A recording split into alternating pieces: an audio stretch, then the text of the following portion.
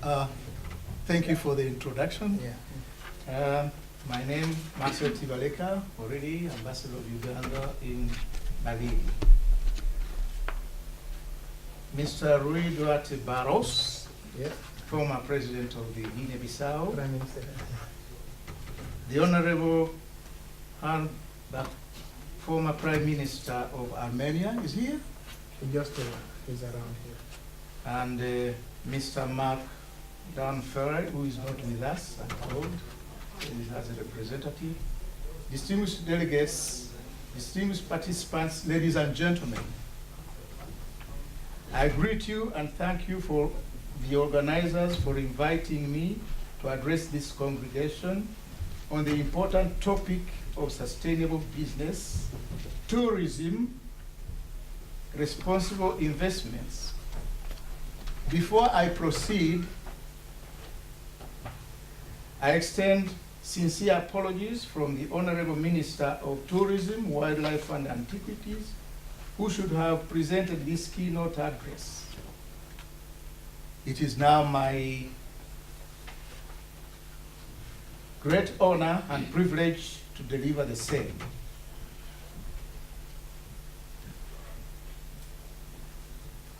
In this platform, I hope we can share and contribute to this discussion basing on the experience of my country, Uganda, as well as global tourism industry that is invested in encouraging achieving sustainable business responsible investment.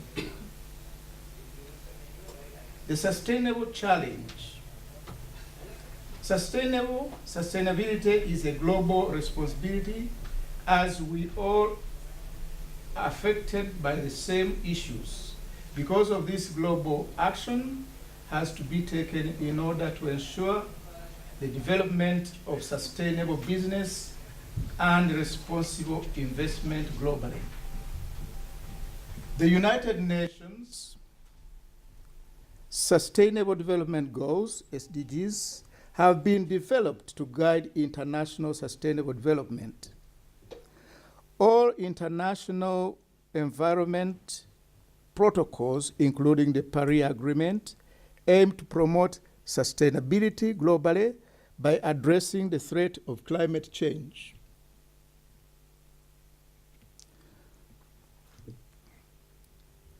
Sustainability means meeting our present needs without compromising the ability of future generations to meet their own needs. In addition to natural resources, we also need social and economic resources. Sustainability is not just environmentalism. We also find concern for social equity and economic development.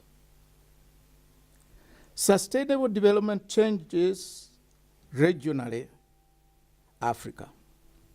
Africa is constantly changing and developing. There is increased democracy and transparency, as well as better governance and developing economies. However, despite these developments, the region still faces serious sustainable development challenges. One of these challenges is the poverty that is rampant in African countries, with 48 of them having a number of people living on less than 1.90 US dollar a day. With a considerable population living in poverty, it is difficult for such countries to successfully carry out sustainable development, as there will be hunger and malnutrition, limited access to education and other basic services, social discrimination, and exclusion, as well as lack of participation in decision making. Africa is a continent endowed with abundant renewable and non-renewable natural resources, and there has been sustained demand for Africa natural resources, which include oil and tourism. But the continent continues to suffer from effective institutional capacity to manage these resources sustainably.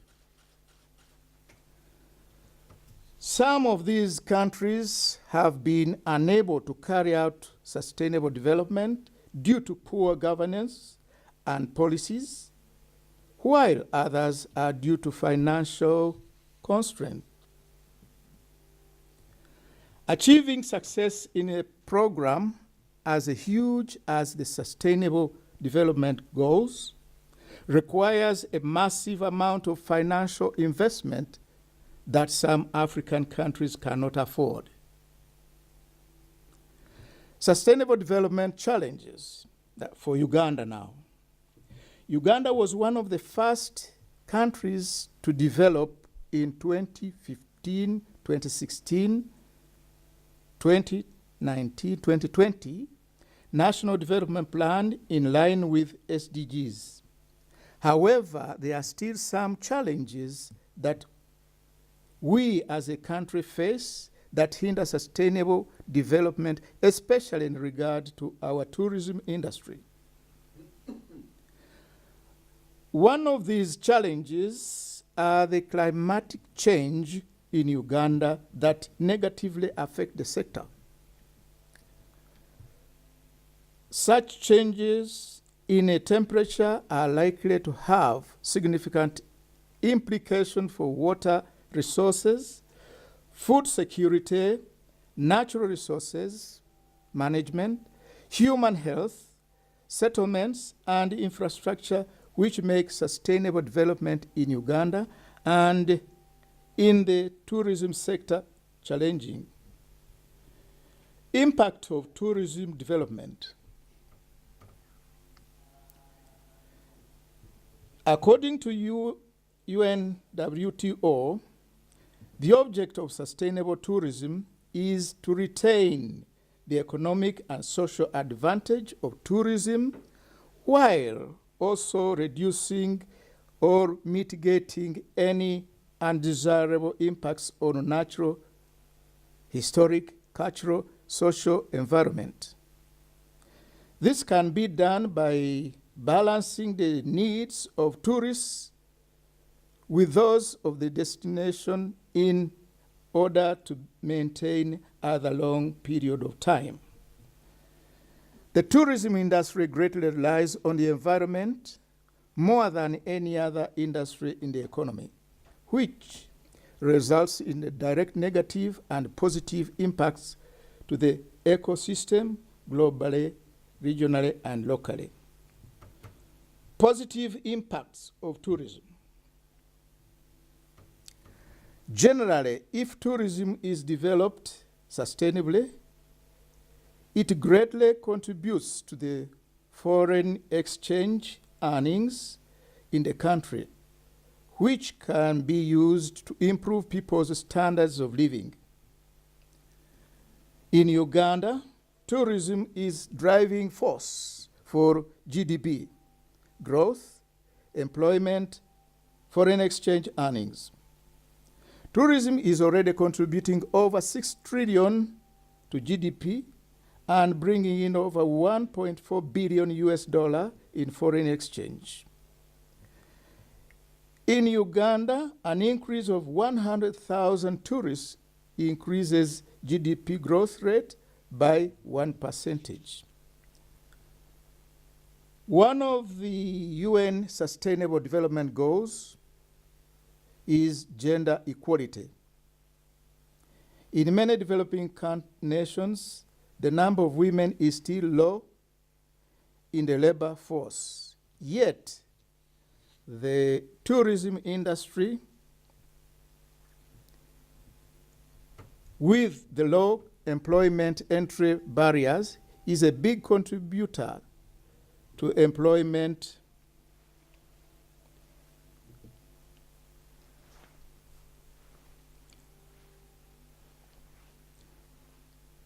employment, with 1 in every 11 jobs as a result of women and other vulnerable categories acquire social and economic sustainability. Goal 8 of the UN Sustainable Development Goals is decent work and economic growth. In this case, the tourism industry is a large source of employment and income for many developing nations, as well as benefiting the local communities, especially those in areas where tourism business are operated. In Uganda, for example, tourism has positively impacted on the communities around protected areas. This is because whenever a tourist pays park entry fees to the national park, 20% of the proceeds are plowed back to the communities to support community projects. In some instances, some percentage of the revenue is used to sponsor social community projects like schools, health centers, safe water, provision and reduction of human-wildlife conflicts. Through revenue sharing, the communities have been mobilized to form groups that engage in artifacts that are sold to tourists for dance groups to offer cultural entertainment to tourists, leading to increase of household incomes and poverty reduction, at the same time increasing on the country's foreign exchange.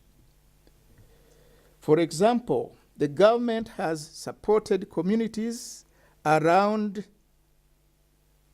protected areas by planting chili, tea, Mauritius hedges, and keeping bees as a way of deterring stray animals, especially elephants, from crossing to communities, hence enhancing their welfare. This has significantly reduced human-wildlife conflicts in these protected areas. Another example are the communities around Queen Elizabeth National Park. Incidentally, any of you has been to Uganda, to the national park? Any?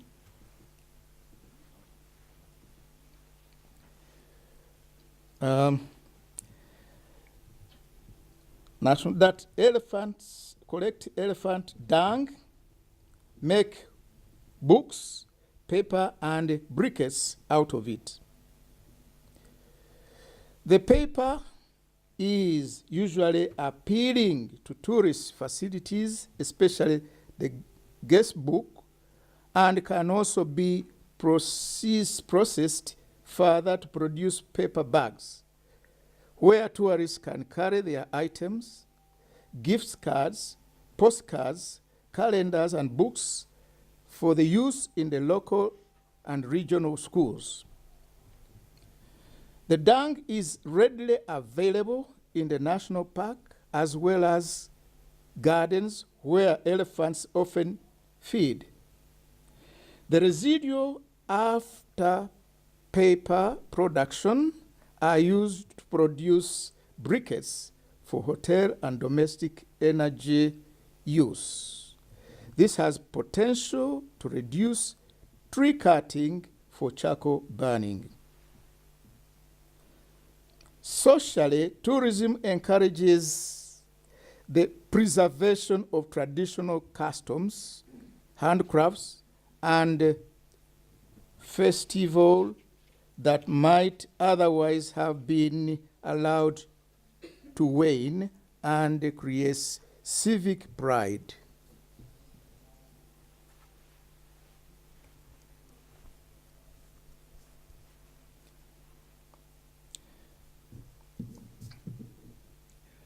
The improvement of infrastructure and new leisure amenities that result from tourism also benefit the local community.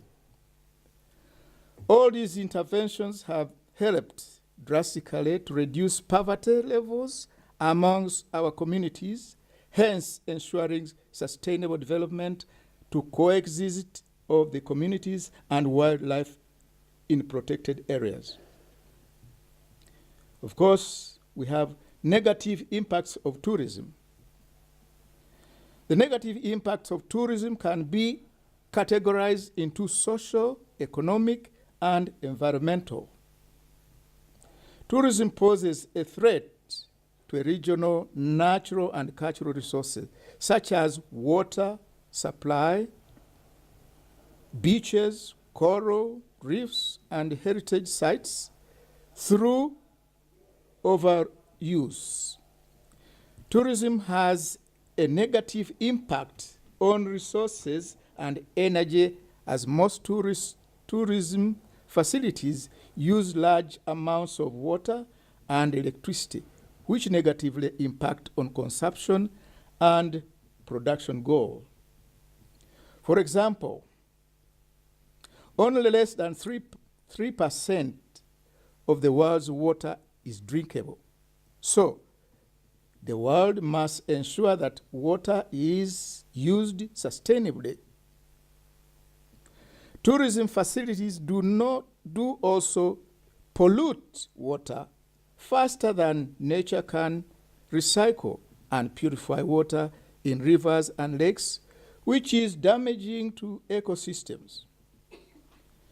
Dumping of waste in water hinders the development of tourism as sustainable business or industry, as waters are contaminated of no use. Tourism activities can push up local property prices and the cost of goods and services, which increase the cost of living.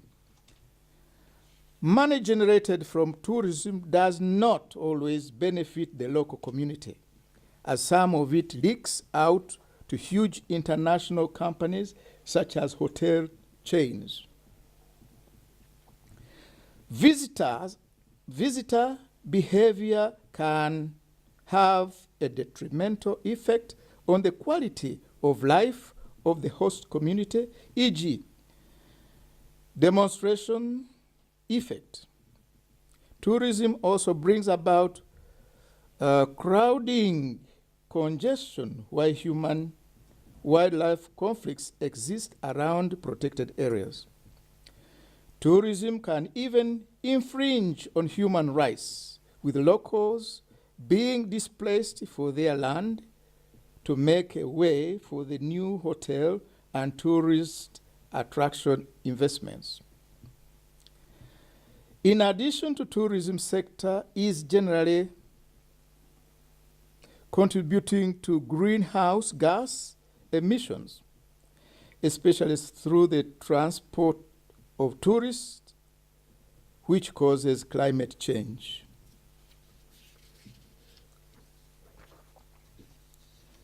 Environmental pollution caused by gases, dust, noise is now common due to the rise of industrial revolution the world over.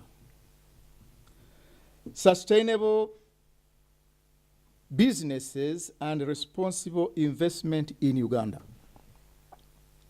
Uganda has prioritized the development of ecotourism, which is characterized by contributing to conservation of biodiversity, sustaining the well-being of local people, including the interpretation, learning experience, involving responsible action on the part of tourists and the tourism industry, is delivered primarily to small groups by small-scale business and requires lowest possible consumption of non-renewable resources and stresses local participation, ownership, and business opportunities.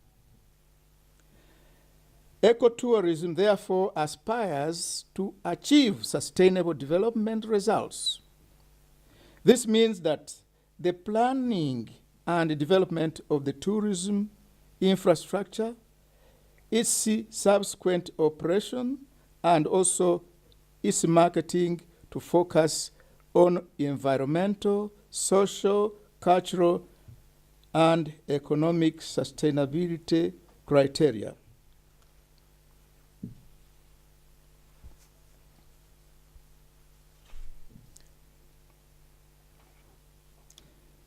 Uganda has created a favorable climate for the development of business activities and the private sector. Both national and international have developed interest in investing near nature reserves and other areas in the country. The development of environmentally friendly facilities and encouragement of greening concept is being done in Uganda, such that forest centers, accommodation establishments, and other facilities have been built using local materials to blend with environment, while natural light solar is encouraged. Environmental practices in development and operations of ecotourism facilities, establishment, and services that are being used involve the use of less intrusive infrastructure materials, use of renewable building materials and technology, and adhering to the carrying capacity of the ecosystem. Carrying out sustainable activities such as gorilla tracking, where regulations are in place to ensure that the gorilla viewing business is managed sustainably. In order to limit negative environment impact in pristine areas, it was necessary to put in place a visitor quota where a limited number of people in a group are allowed to track gorilla, chimpanzee, or undertake nature walk at specific times of the day and keep a distance of specified number of meters from the animals. For fear of infecting animals, no sick visitor is allowed to go tracking the animals, and visitor behavior is regulated. Involvement of most communities in tourism development. Local communities are involved in the planning and management of the recreational development, ensuring that their needs and ideas are incorporated. The communities around the reserves and other natural areas have also benefited from training and extension work, thus appreciating and encouraging conservation at the community level. Harvesting of park forest resources on sustainable basis is also being encouraged. Tourist sites have provided a means of women to sell their handicrafts and foods as supplement to their income. Employment of communities bordering the natural areas and the ecotourism sites have been generated, thereby creating additional income.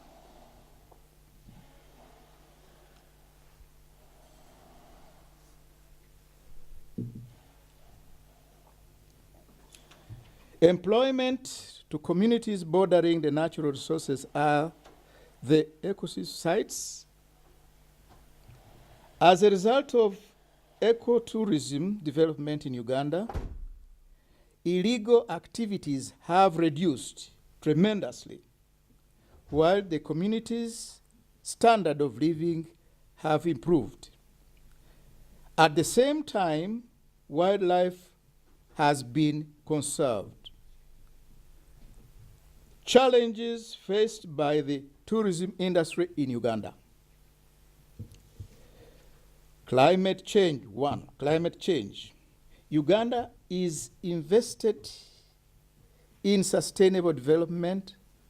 However, there are some core challenges that we as a country face in achieving sustainable tourism development, and they include climate change due to the rising global temperatures caused by immense carbon dioxide released into the atmosphere day and night.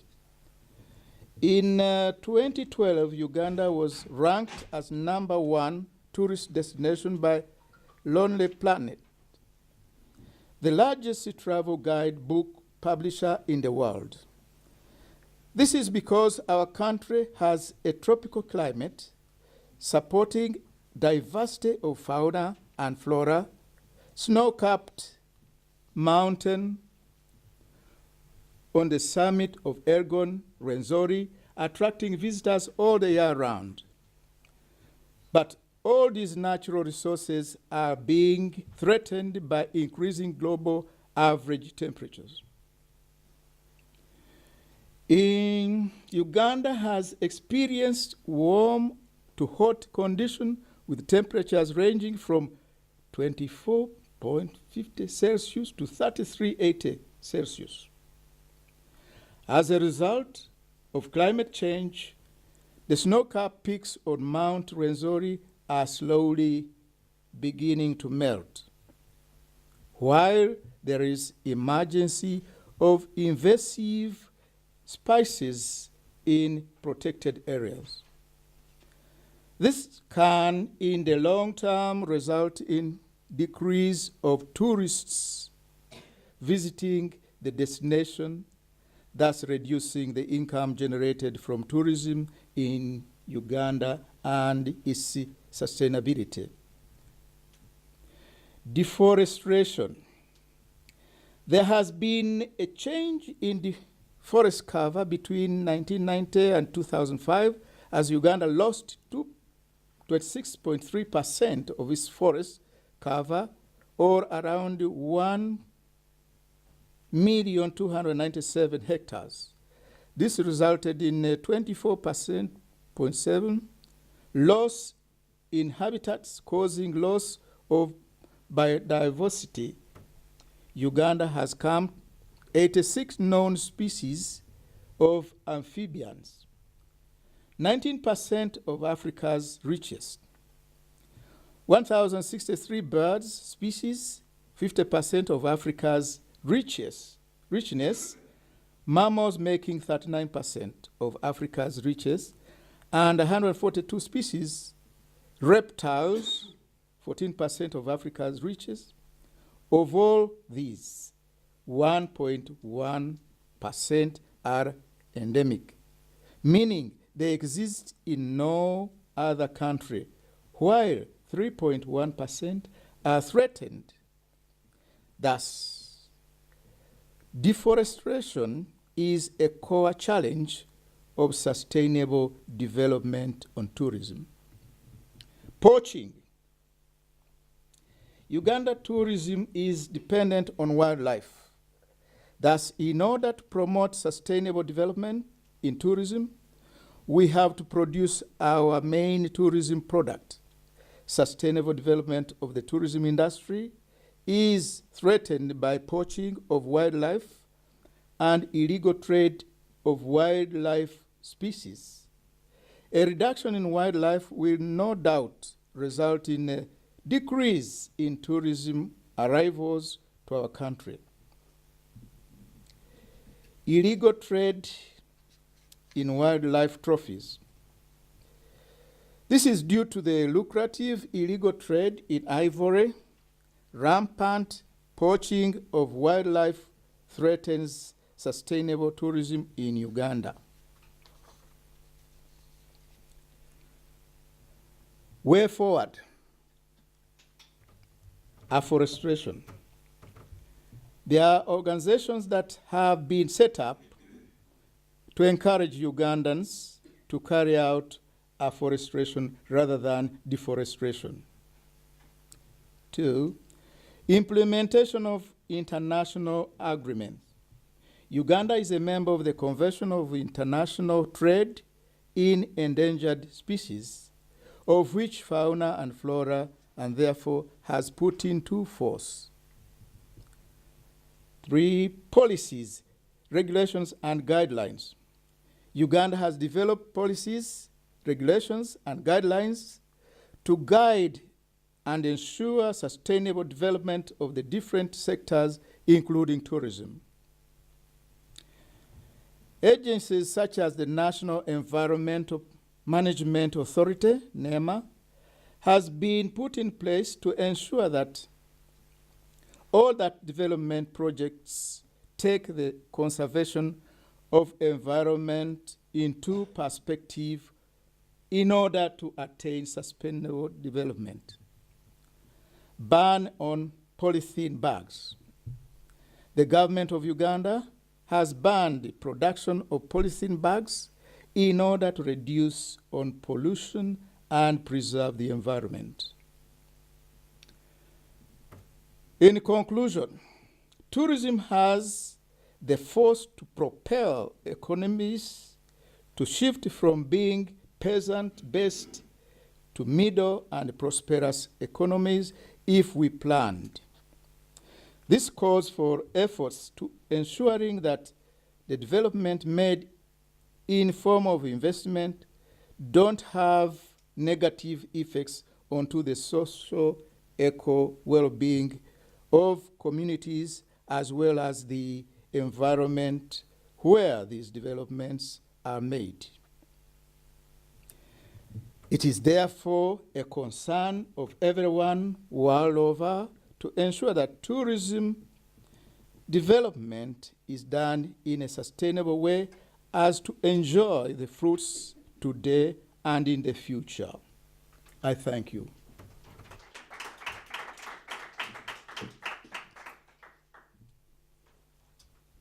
Thank you, Ambassador.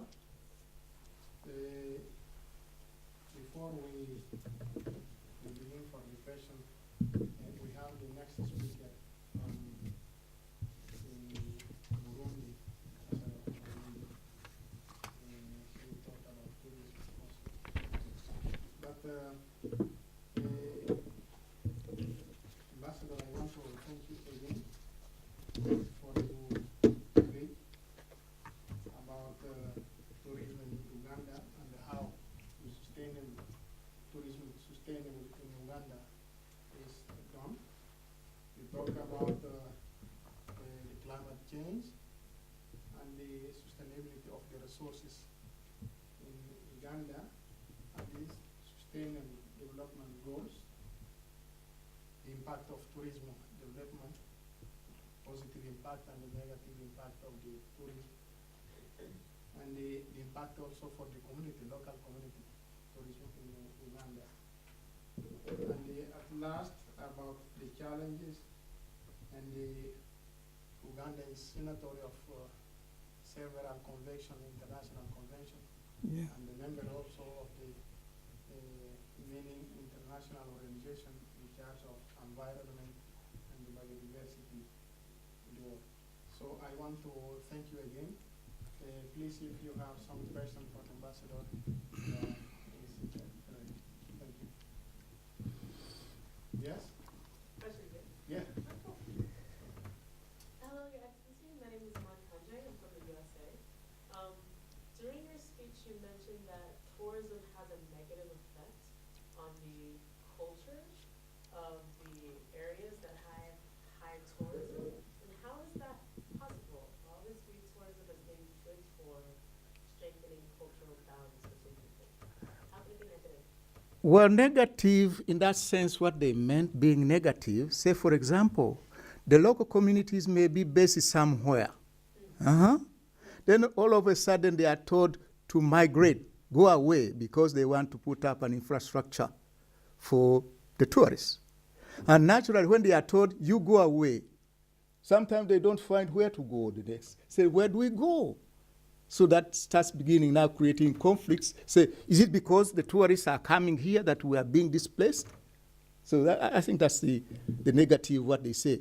The local community, when they say, they are told, please, can you vacate? Say, we go where? Because people are coming to see this and that, and then we as natives or whatever are being told to move. No. That's to me, the way I look at it and understand it. Yeah. Yes, more questions? Yeah, please. Hi, Joseph, California, United States. Thank you. My question is, and also as you mentioned, Prime Minister, about climate change being of importance. Also in your introduction, you spoke Africa is rich in two things, oil and tourism. And so my question is, not only as we're looking to battle climate change, how is Uganda going to scale back on fossil fuel extraction, in whatever way it's doing so, or if that's even a plan? And then also, how sand mining, what that would be doing for the environment. I will start with sand mining because that is the current issue now back home. But I would say for a long time, even I also used that sand, which was they used to say the lake sand. And then the other is actually basic sand they can have around. It's of recent that the issue has come up. In the first place, the explanation from the environment and the ministry responsible, they say if we continue sand mining, in the end we may have no fish species. So that is still something which is still debatable there, and we hope a solution is going to be found. The oil resources, we have not started yet, but in 2020, in December, we hope to start. So we are not yet there to experience that the oil has this and that to us in as far as climatic concern is concerned. Of course, people are talking of renewable energies instead of the fossil oil. So, and have been informed that now, currently here, diesel vehicles have been banned. So, when they ban them, where do they go? Because my personal experience is that when they are banned from here, they will shift on the continent. Instead of saying, no, let's phase out everything, they should not go anywhere, but they find their way there. And even when you place an order and you want to procure a car, say, is it for use here? You say, no, it's on continent. There are certain things they don't put there. This CO2 emission, they don't put, say, okay, you go. And yet we are trying to fight the climate change. So sometimes these things are a bit hard to understand. Thank you, Marcel. Yes? One question? You said polythenes have been banned in Uganda. So what is the alternative? The alternative, of course, now the paper bag, because that one is friendly to the environment, paper bag. But of course, it takes a bit of time. Polythene banning some couple of years ago, but it's still there. So the alternative is paper bag because it's friendly to the environment. Yeah, I have one more question about the oil. So do you think that when you begin drilling oil in 2020, despite all of the negatives about it harming the environment, do you think it's going to have any impact on, say, the ivory trade or any kind of illegal poaching? If there's like an alternative to make money, is it going to help? The two are totally different. Yeah? Because the oil, that's a government business. Now, whereas poaching is for the locals. If they get the opportunity to find an elephant with his tusks and, they know that is already man. And the rhino horn, I think the Far East is the best something they can have. Well, the oil, and not really the real local people are the subject. They are agents of some people who are not within there, who normally say, can you get this? We do this and that. But currently, back home in Uganda, it's not a real threat, this poaching on animals. It is from our neighboring areas, like, yeah, I'll leave it at that. So even if you involve the locals in like the oil industry, or have them help with have them like employed in any large companies that come to extract the oil, would it have any? Well, the oil sector, of course, to get the locals, they must have the skills required. There's no way they can get on board. And of course, the government has gone ahead to train ahead of the production. They have trained a number of people who currently have no jobs until 2020, when they can be taken on board.